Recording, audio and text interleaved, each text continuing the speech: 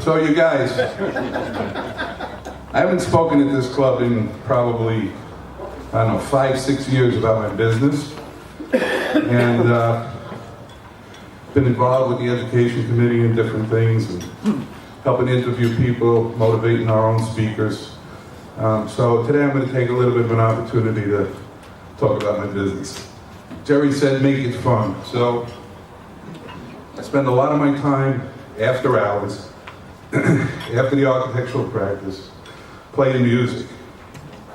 And it goes like this here. Going back to my kindergarten days, most kindergarten teachers, 20-something-year-old, beautiful, 1963, in and about, brings in an acoustic guitar and starts playing. And I automatically said, man, oh man, this is definitely something I want to do. My grandfather was a violin instructor, also a big band leader in the 30s, and thank you, sir.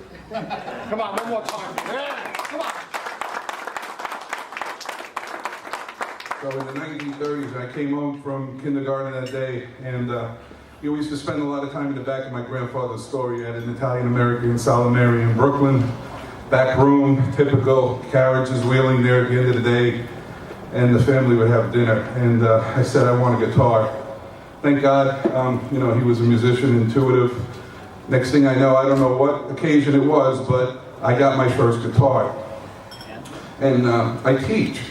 Interestingly enough, one of the toughest things to do is to actually teach people how to strum.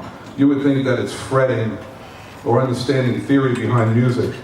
The rhythmic or percussion part of it is very difficult. So between 5 and 8 years old, I sat around strumming to Beatles music and different things like that. And 8 years old, I started studying. I studied till I was about 14, and then I started playing gigs and getting more involved musically and starting to explore mostly guitar-oriented type music.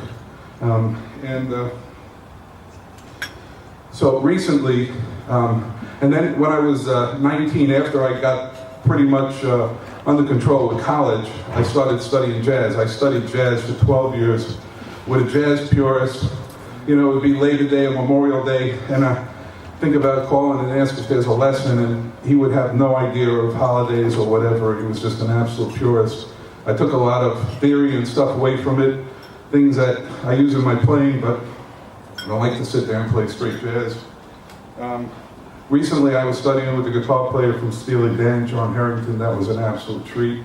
I love this instrument, and outside of my architectural practice and doing what I do with my children, most nights I go home and I sit in front of my computer and I just study and play. I play gigs out. Mostly get hired like a hired gun. I don't have a lot of time to really do this here regularly, but life is moving on, and I think I'm going to have a little bit more time.